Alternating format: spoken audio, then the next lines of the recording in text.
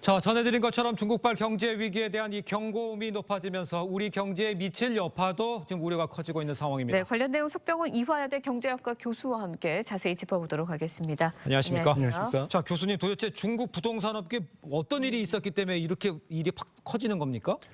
시작은 중국 부동산 기업 중에서 네. 매출액 기준으로 작년에 2위에 해당하는 비구이 위안이라는 예. 업체가 있습니다. 예. 이 업체가 지난 7일에 만기가 돌아온 채권 2개의 이자 약 300억 원을 상환하지 못하면서 네. 채무 불이행 위기에 빠진 것으로부터 시작이 됐는데요. 네. 이 비구이 위안이라는 업체는 현재 총 부채만 약 257조 원이고 추진 중인 개발 사업도 3천여 건에 달해서 중국 내의 부동산 시장에서 규모가 상당히 큰 업체로 알려져 있습니다. 네. 그리고 중국의 부동산 시장 같은 경우는 중국 전체 국내 총생산의 약 25%를 차지할 정도로 중국의 경제를 떠받치고 있는 한 축인데요. 예. 이 비구이 위안 부도 위기에 이어서 예. 중국 3대 부동산 업체 중인 하나인 헝다그룹도 미국 네. 파산법원에 파산보호 신청을 해서 네. 위기가 중국 부동산과 금융권 전체로 확산될 가능성이 점점 커지고 있는 상황입니다. 네, 그렇군요. 중국의 이번 사태에 대해서 모두 다 예의주시하고 있는데 네. 일각에서는 이제 중국판 리만 브러더스 사태가 발생하는 거 아니냐 이런 말도 나오고 있습니다.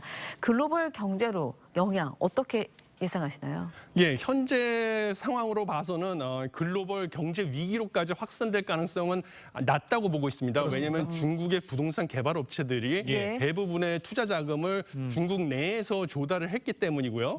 그다음에 현재 발생되고 있는 부실 규모는 중국 정부가 아직까지는 핸들할 수 있는 수준이다라고 보고 있는데요. 네네. 문제는 지금 위기가 확산되고 있다는 점입니다. 첫 번째는 중국의 부동산 개발 업체에 네. 투자 자금을 지원해주고 있던 중국의 신탁 회사들이 있는데요. 예. 그중에서 10대 신탁 회사 중에 하나인 중릉국제신탁이 작년 말 기준으로 운용 자산액이 145조 원이나 달하는 큰 회사인데요. 예. 이번에 디폴트 위기 이후에 수십 개 투자 신탁 상품에 대해서 이자 지급과 원금 환매를 중단했습니다. 예. 그래서 이게 금융권으로 확산될 수 있는 조짐을 보이고 있고요. 뿐만 아니라 국유 부동산 기업인 위안양도 2,094만 달러에 달하는 채권 이자 상환에 실패하면서 예. 중국의 부동산 시장의 도미노 부도 위기로 번지고 있어서 예. 이것이 세계 경제 위기로 확산될 가능성도 아직까지 배제할 수는 없는 상황입니다. 배제할 수 없는 상황이라고 얘기하니까 이제 예. 우리가 어떻게 될까 이제 걱정이잖아요. 예.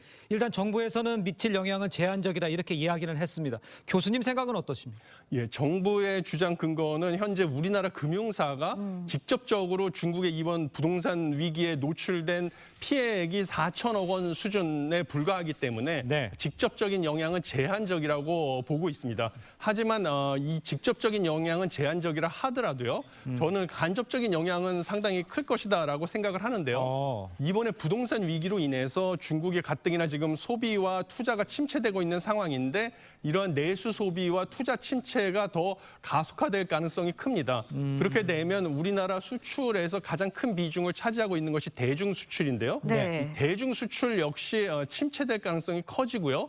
그리고 반도체 수출 중에서도 역시 큰 폭이 중국으로 수출을 하고 있는데 네. 반도체 수출도 역시 침체에 빠질 가능성이 큽니다. 그러면 정부가 원래 상저하고라고 해서 하반기에 우리나라 경제 성장률이 반등을 할 것을 네. 예상하는 것의 전제 조건이 대중 수출과 반도체 수출의 회복이었는데요. 네. 이 전제 조건 자체가 그냥 무너지게 되면서 상저하고의 전망은 점점 어려워지고 있다. 그래서 우리나라의 경기 침체를 유발할 수 있는 이런 간접적인 영향은 네. 충분히 클 것이다라고 보고 있습니다. 그렇군요. 네, 반도체 뭐 축소될 수도 있다, 뭐 산업계 전반으로도 축소될 수 있다 이런 말씀 해주셨는데 최근에 이제 중국 단체 관광객이 풀리지 않았습니까? 맞아요. 금지가 된 게 그렇다 보니까 국내 관광업계에도 파장이 좀 있지 않을까라는 예상도 드는데 어떻습니까? 예, 그렇습니다. 사실 정부에서는 아직도 상저하고 전망을 유지하고 있는 근거 중에서 하나가 네. 6년 5개월 만에 지금 허가된 중국인 단체 관광객들이 유입이 되면 네. 특히 9월 말부터 10월 초에 중국에서 연휴 기간이 길어서요.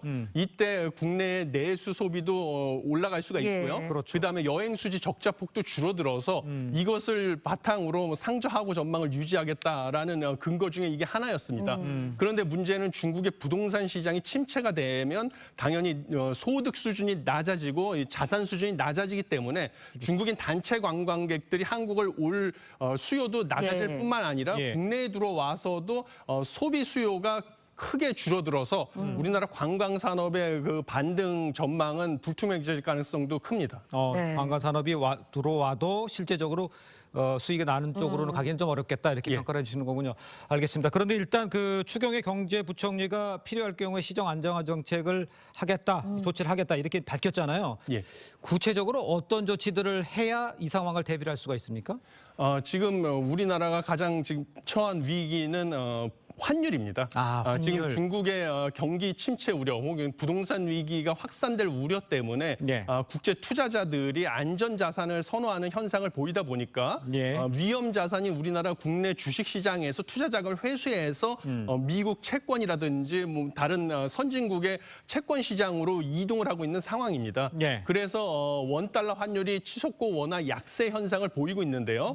근데 이것은 지금 부동산 위기로 네. 인해서 투자자들이 약간 패닉에 빠진 것이기 때문에 추경호 경제부총리가 고려할 수 있는 시정 안정화 조치 중에 가장 큰 것은 구두 개입이 있겠습니다. 우리가 네. 잘 상황을 다 모니터링하고 있고 우리가 위기에 빠질 일은 없다 이런 식으로 구두 개입을 하는 것이고요. 네네. 두 번째는 원달러 환율을 유지하기 위해서 한국은행이 지금 우리나라 세계 8위 수준의 외환 보유고가 있는데요. 외환 보유고를 이용해서 단기적으로 환율을 관리를 하거나 아니면 국민연금이나 가스공사처럼 대규모 달러 수요가 있는 공기업하고 한국은행이 원달러 수합을 체결을 해서 예. 한국은행으로부터 달러를 갖다가 천연가스라든지 이런 것을 수입하거나 해외 자산에 투자하는 것을 활용하는 방법 예. 이 정도를 고려할 수 있겠습니다. 네, 그렇군요. 정부 대응에 대해서 이야기를 해주셨는데 금리도 좀 살펴보도록 하겠습니다. 오늘 24일 이번 주입니다. 한국은행이 기준금리 결정하게 되는데 중국발 위기 영향을 좀 미칠 수밖에 없을 것 같아요. 예, 그렇습니다. 아까 말씀드렸다시피 중국발 부동산 위기는 결국은 우리나라 대중 수출을 침체시켜서 경기 침체 우려를 더 키울 가능성이 있으니까요. 네. 한국은행 입장에서는 기준금리를 예. 인상할 가능성은 더 낮아졌다고 보시면 되겠습니다. 그래서 지금 현재 기준금리가 3.5%인데요.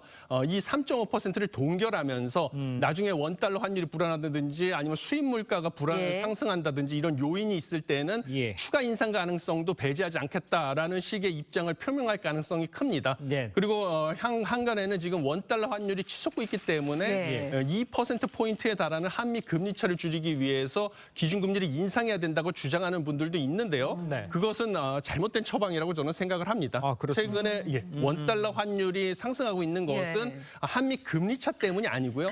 중국의 부동산 위기로 인한 안전자산 선호 현상이기 때문에 네네. 이것을 한미 금리 차를 줄인다고 기준금리를 인상해서 대응한다 할지라도 국내로 투자 자금이 돌아와서 원달러 환율이 안정될 가능성은 낮고요. 오히려 국내의 PF 대출 부실화 위기라든지 예. 이런 경기 침체 우려를 더 네. 키울 가능성이 커서 기준금리는 동결해야 되는 것이 맞다고 생각을 하고 있습니다. 알겠습니다. 일단 석 예. 교수님의 얘기를 들어보면 어떻게 해서든지 뭐 작게라도 영향을 미칠 수밖에 없다 이렇게 저희가 이해를 예. 할 수 있을 것 같은데 일단 가장 중요한 게 타격을 최소화하는 게 가장 중요하지 않겠습니까? 예. 하반기에 어떤 식으로 대처하는 게 가장 중요할까요? 결국은 대중 수출이 침체되는 것은 불가피하니까요. 예. 지금 현재 대중 수출이 우리나라 전체 수출에서 19.5%까지 내려가는 와중에 대미 수출의 비중은 대중 수출 못지않게 늘어났습니다. 네. 그래서 대미 수출을 늘리는 방향, 예. 그다음에 중국 외에 뭐 중동이라든지 동유럽 쪽으로의 수출을 늘리는 방향으로 대응하는 것이 가장 합리적인 방안이다라고 생각을 하고 있습니다. 네, 네. 알겠습니다. 자, 오늘 말씀 여기까지 듣겠습니다. 고맙습니다. 고맙습니다.